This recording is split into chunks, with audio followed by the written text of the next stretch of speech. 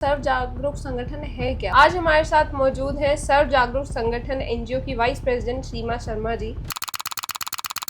तो उन लोगों को ये भी नहीं पता होता कि हमारा आज बर्थडे है। जो आपकी एनजीओ है उसको सरकार कैसे मदद करती है? हम सोचते हैं कि हम चांद पर पहुंच चुके हैं, लेकिन ये वहीं के वहीं हैं।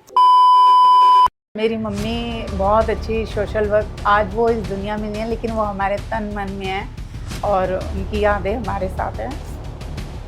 वो बच्ची लिपटी पड़ी थी और कूड़े में पड़ी हुई थी। इतने सालों में भी आज महिलाएं वहीं की वहीं हैं।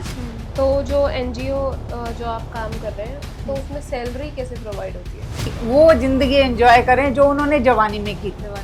सिर्फ अगर एनजीओ के लिए काम करना है, संस्था के लिए काम करना है या जागरूक करना है अपने देश को, तो पूरी धन मन तन से सेवा करनी चाहिए।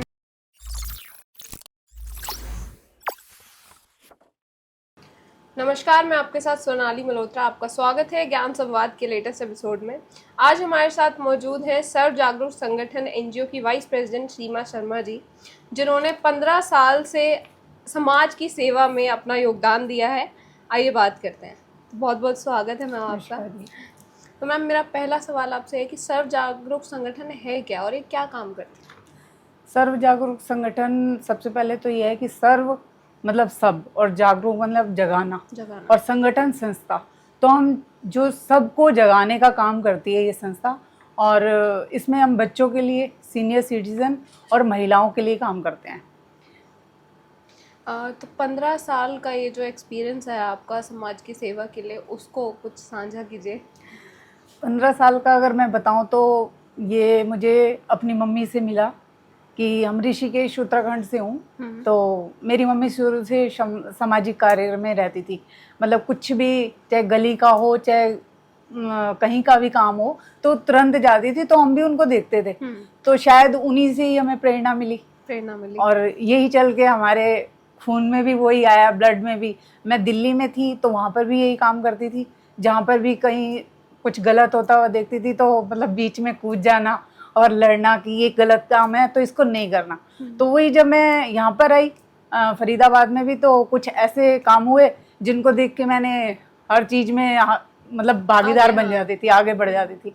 तो लोग फिर मेरे को, मैं इसमें शारदा राठौर जी का भी नाम लूँगी कि उन्होंने मेरे को एक बार देखा। तो उन्होंने मेरे को अपने पास बुलाया। फिर उन्होंने कहा कि आप इतनी अच्छी एक्टिविटी करती हैं, मतलब आगे बढ़ के काम करती, तो आप हमारे उसमें शामिल हो। तो फिर मैं उनके साथ काम करने लगी। तो उनके साथ कम से कम मैंने 10 साल काम किया। अच्छा। तो सर्व जागरूक संगठन जो है वो क्या काम करता है? सर्व जागरूक संगठन सबसे पहले जो चाइल्ड हैं, जो सड़क पे कूड़ा करकट उठाते हैं या कुछ भी करते हैं, तो हम उन बच्चों को मिलते हैं। और हमारी डॉक्टर पायल हैं जमुनानगर से, डॉक्टर पायल बख्शी, तो उन्होंने 2007 में ये संगठन चालू किया था। और उसमें ये संस्था बनाई थी जिसमें हमने सीनियर सिटीजन, बच्चों को और महिलाओं को, ये 3 मोटिवेट थे हमारे कि इनको हमने आगे लाना है। क्योंकि जो गरीब बच्चे होते हैं उनको कभी कुछ ऐसा नहीं होता कि उनको पढ़ाया जाए या उनको आगे लाया जाए या उनका बर्थडे मनाया जाए। तो उन लोगों को ये भी नहीं पता होता कि हमारा आज बर्थडे है। तो हम स्कूलों में जाके अगर एक महीने में 30 बच्चों के बर्थडे एक ही दिन में आते हैं तो हम वो सेलिब्रेट करते हैं। तो उनको अच्छा लगता है। पूरे स्कूल में जब तालियां बजती हैं तो उनको लगता है कि आज हमारा बर्थडे है, हमें तो पता भी नहीं था। तो ये चीज़ है, बहुत खुशी होती है हाँ, उनको भी। बहुत खुशी होती है। तो आप उन बच्चों को आइडेंटिफाई कैसे करते हैं? मतलब अगर मान लीजिए, मतलब उनको ज़रूरत है, या ऐसा भी हो सकता है कि वो फ्रॉड निकले? नहीं, ऐसा नहीं है। हम पहले पूरा प्रोसेस करते हैं। उनके घर में जाते हैं, उनके मम्मी पापा से बात करते हैं। अगर उनका पढ़ाने का मन होता है तो हम उनको आगे बढ़ने की प्रेरणा देते हैं कि आप पढ़ोगे तो उसके लिए हम जॉब भी लगवाएंगे। तो हमारी जो डॉक्टर पायल मैम है, जो हमारी राष्ट्रीय अध्यक्ष हैं, वो भी यही कहती हैं कि बच्चों को आगे बढ़ाएंगे तो हमारा देश विकसित होगा। जब बच्चे ही हमारे पिछड़े हुए होंगे तो शायद देश में कोई काम नहीं हो सकेगा। तो मतलब जो आपकी एनजीओ है उसको सरकार कैसे मदद करती है? सरकार तो मैं ये कहूँगी कि हमने एनजीओ बनाया, 10 लोगों का एनजीओ बनाया। तो हमारी डॉक्टर मैम की एक डॉक्टर टीम है जो इसको सपोर्ट करती हैं। जो फंड्स है वो सारा अपनी सैलरी में से 10% उसमें देते हैं और हमारी एनजीओ चल रही है। बाकी अभी सरकार से हमें कोई बेनिफिट नहीं मिला है। मतलब डॉक्टर्स ही मदद हाँ जी, करते हैं, डॉक्टर मतलब मदद, बच्चों के हाँ लिए, जी, गरीब हाँ लोगों जी। के लिए। तो जो एनजीओज हैं, मतलब सरकार की तरफ से आप कह रहे हैं कोई मदद नहीं मिलती, तो फिर कोई फंड भी आपको प्रोवाइड नहीं होता है? मतलब नहीं, फंड प्रोवाइड होता है सरकार की अभी। तरफ से? हाँ जी, अभी हमने मैकपाई में प्रोग्राम किया था, 51 महिलाओं को सामाजिक वो दिया था, सर्टिफिकेट वगैरह। तो उसमें नैनपाल रावत जी आए थे। अच्छा। उन्होंने हमें 51,000 रुपया दिया था। तो जो वो फंड इकट्ठा होता है वो हम इस चीज़ों पे लगाते हैं। इनमें लगाते हैं।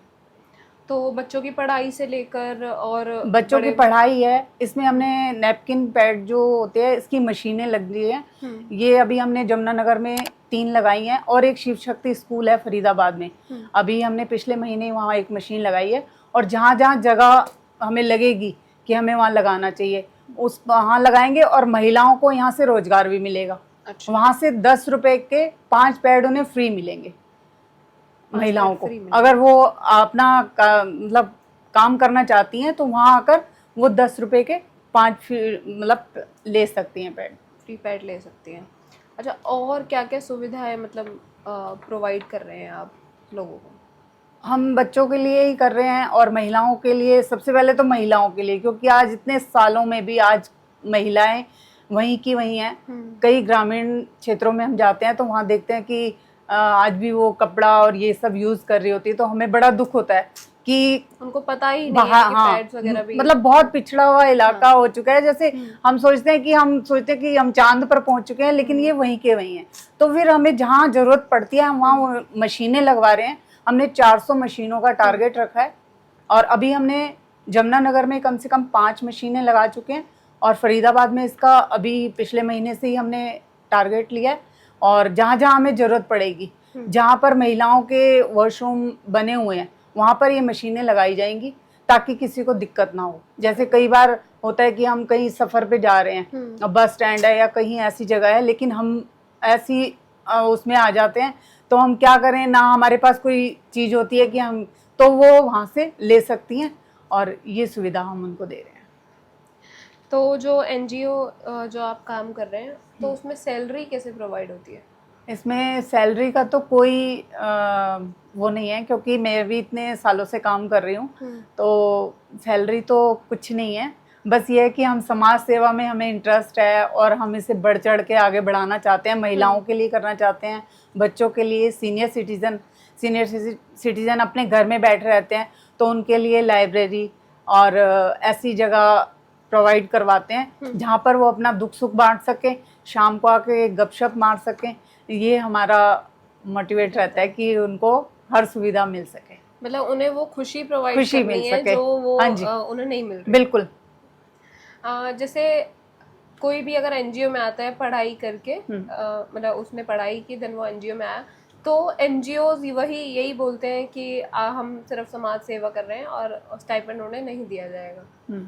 तो उनके लिए तो बहुत बड़ी बात है कि वो कमाने के लिए आए हैं, और मतलब नहीं, ऐसा भी नहीं है कि अगर वो हमारी एनजीओ में आते हैं और ऐसा कोई काम करते हैं जिससे हमें लगता है कि ये बड़ा अच्छा पढ़ा लिखा भी है, काम भी कर सकता है, तो हम उसके लिए किसी अच्छी सी जॉब के लिए प्रोवाइड करते हैं, उसको वहाँ भेजते हैं, किसी कंपनी में लगवाना, ऐसा भी है।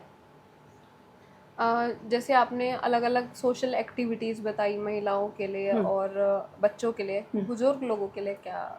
बुजुर्ग लोगों के लिए तो यही है, देखो सारी उम्र वो काम कर कर के बच्चों को बड़ा करते हैं, तो एक टाइम ऐसा आता है जब वो अपना आराम से हंसी खुशी वो जिंदगी एंजॉय करें जो उन्होंने जवानी में की थी। क्योंकि कई बार ऐसा होता है कि मतलब हस्बैंड होता है लेकिन वाइफ नहीं होती, वाइफ होती है तो हस्बैंड नहीं होता, तो दोनों का एक साथ होना बहुत जरूरी होता है। लेकिन ऐसी सिचुएशन में हम उनको ऐसा माहौल दे देते हैं कि वो उस चीज़ को भूल कर और एक नई जिंदगी एंजॉय करते हैं। कुछ एनजीओज ऐसे भी हैं, मतलब जो सोशल मीडिया पर डालते हैं कि ये प्रॉब्लम है। जैसे मान लीजिए कि आपका एनजीओ है, मतलब एज्यूम आपका एनजीओ है और कोई प्रॉब्लम किसी बच्चे को आपके एनजीओ में आ रही है, तो आप ऑडियंस से या फिर जो लोग रह रहे हैं आसपास उनसे बोलते हैं कि हमें ये बच्चे को ये प्रॉब्लम है और उसकी मदद कीजिए, देन फिर वो एनजीओ,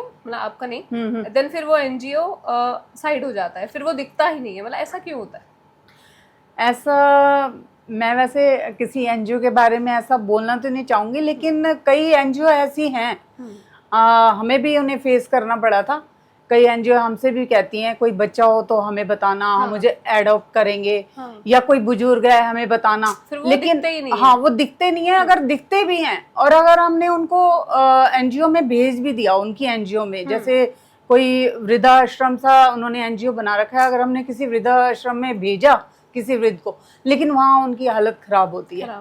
तो इसलिए हम यही कहना चाहेंगे कि अगर एनजीओ चलानी हो तो बिना, कहते हैं ना कि जब भगवान देता है तो बड़े अच्छे से देता है, तो हम भी वही चाहते हैं जब हम किसी के लिए काम करें तो पूरा अपना सब कुछ भुलाकर, ये नहीं कि हम अपना दिखा रहे हैं कि हम एनजीओ चला रहे हैं, नहीं, सिर्फ अगर एनजीओ के लिए काम करना है, संस्था के लिए काम करना है या जागरूक करना है अपने देश को, तो पूरी धन मन तन से सेवा करनी चाहिए, पूरी निष्ठा से, निष्ठा समाज से, की बिल्कुल सेवा करें। बिल्कुल। कोई ऐसा केस, जैसे आप अलग अलग लड़कियों को लाते हैं अपने एनजीओ में, तो कोई ऐसा केस जिससे आपके भी रोंगटे खड़े हुए हो? हाँ, ये मैं एक बताना चाहूँगी। इधर प्रणव कन्या आश्रम है तिगांव में, तो वहाँ ऐसी 25 लड़कियाँ हैं जो कि जैसे किसी ने पैदा करी और जंगल में छोड़ दिया। अच्छा। और ऐसे ही एक बच्ची झाड़ियों में मिली थी हमें 3 सेक्टर में, तो वो हमने प्रणव कन्या आश्रम में हमें पता था, क्योंकि मैं वहाँ पर जाती हूँ और बच्चों का बर्थडे भी सेलिब्रेट करती हूँ मैं वहाँ पर, क्योंकि उन लोगों के साथ कोई नहीं मिलता, कोई नहीं है। और जो वहाँ पर गुरु माँ हैं वही उनको पढ़ाती हैं, लिखाती हैं, शादी भी करती हैं, तो हम प्रॉपर उनकी शादियों में भी हिस्सा लेते हैं। तो हम उस बच्ची को हमने उठाया और हमें कुछ सूझ नहीं रहा था, तो फिर हमने सीधा प्रणव कन्या आश्रम गए और साधु माँ ने, आज वो बच्ची 5 साल की हो चुकी है। 5 साल की, मतलब हाँ, उसकी पूरी, मतलब जब हमने देखा तो मतलब भगवान, कहते हैं ना, भगवान ही बचाता है। अगर उसको मारने के लिए किसी ने छोड़ा था, लेकिन वो भगवान ने बचाया। वो बच्ची लिपटी पड़ी थी और कूड़े में पड़ी हुई थी। अगर वो कूड़े में रात भर पड़ी रही, कोई कुत्ता आता या कोई आता तो शायद उसको छोड़ता नहीं, लेकिन वो भगवान ने उसको बचा के रखा और हमने उसको उठाया और सब वहाँ पर लेकर गए, और वहाँ गुरु माँ के पास अब बहुत अच्छे से पढ़ रही है और बहुत बड़ी भी हो चुकी है। आजकल मतलब अभी भी लोगों की वही सोच है कि मतलब लड़कियां हैं तो उन्हें मतलब बाईपास कर देना, उन्हें नहीं, घर से है, ये गलत अभी है। भी वो चीज़ है। हाँ, ये गलत है। ये हम अपने बेटी बचाओ अभियान में भी कई जगह पे हम जाते हैं, कई लोगों को समझाया है, तो हमने उन्हीं से ही ये कार्यक्रम शुरू किया, बेटी बचाओ अभियान में लाडली योजना। उसके बाद हमने लाडली लोहड़ी मनाई सबसे पहले, क्योंकि पहले लड़कियों का कुछ ऐसा नहीं किया जाता था, लड़कों की ही लोहड़ी मनाई। तो हमने लोहड़ी मनाई लड़कियों की सबसे पहले। उसके बाद हमने लाडली जन्मोत्सव मनाया, जहाँ लड़की होती थी हम वहाँ पे पूरे ढोल धमाके से पूरा जोर शोर से उनका स्वागत करते थे। और ऐसे ही हमने कई लाडलियों पे प्रोग्राम किए हैं। तो आज की डेट में जहाँ पे पहले लड़कियों को माना जाता था कि लड़की हो गई तो लड़का होना चाहिए था, आज उनकी सोच बदल चुकी है। कई ग्रामीण क्षेत्रों में हम गए हैं, वहाँ पर ये सोच बदली है। ऐसे और लोगों को भी अपनी सोच बदलने की जरूरत है। बिल्कुल। समाज सेवा करने के लिए आपको प्रेरणा किससे मिली? समाज सेवा करने की प्रेरणा तो मेरे को अपनी मम्मी से ही मिली है। मम्मी से ही मिली है, आपने बताया। हाँ, मेरी मम्मी बहुत अच्छी सोशल वर्क, आज वो इस दुनिया में नहीं है लेकिन वो हमारे तन मन में है और उनकी यादें हमारे साथ है। इमोशनल मत जो बच्चे इस फील्ड में मतलब आना चाहते हैं तो वो कैसे मतलब आ सकते हैं? देखो, कई बच्चे पढ़ लिख कर जॉब नहीं मिल रही है और ऐसे ही घूमते रहते हैं, या घर में एक डिप्रेशन में जाने वाली सबसे बड़ी बात हो गई है। तो हमें जब पता चलता है कि वो बच्चा ऐसा हो रहा है, या उसकी मम्मी हमारे से बात करती है, तो हम उसको मोटिवेट करते हैं, उसको बोलते हैं हमारी संस्था में आओ, या वो आना चाहता है, हम उसको ज़बरदस्ती नहीं कहते। लेकिन जब वो हमारी संस्था में आता है तो हमारा कोई ऐसा प्रोसीजर नहीं है कि कई संस्थाओं में ऐसा है कि पर्ची कटती है 1100 की, 2100 की हर महीने या एक साल की। लेकिन हमारी संस्था में ऐसा कुछ, हाँ, एज ए फीस। तो हमारी संस्था में ऐसा कुछ नहीं है। हमारी संस्था में आओ और जुड़ो और लोगों को जागरूक करो। तो वो उनको क्या क्या जानकारी होनी चाहिए मतलब आने के लिए एनजीओ में? ऐसा कुछ ज़्यादा वो नहीं है, बस ये होना चाहिए कि उनके अंदर एक सामाजिक कार्य करने की क्षमता होनी चाहिए कि आज हम समाज में कार्य कर रहे हैं, तो ये नहीं कि 2 दिन बाद आप छोड़ के कहीं चले जाओ, नहीं। अगर करना है तो पूरा तन मन से करो और उसी में ही जुड़ जाओ और ये सोचो कि हमें यही करके, क्योंकि हमारा नाम रह जाता है। जो काम हम करेंगे उसमें हमारा नाम भी होगा, लेकिन हम जो पैसा कमाएंगे, पैसा हमारा यहीं रह जाएगा, सिर्फ नाम और काम ही रह जाएगा कि ये भी बिल्कुल थे कोई काम और नाम दोनों रह जाते हैं। तो बहुत बहुत धन्यवाद मैम आपका। Thank you. आगे फिर होगी मुलाकात ज्ञान संवाद के नए एक्सपर्ट के साथ। देखते रहिए हिंदुस्तान की बुलंद आवाज न्यूज़।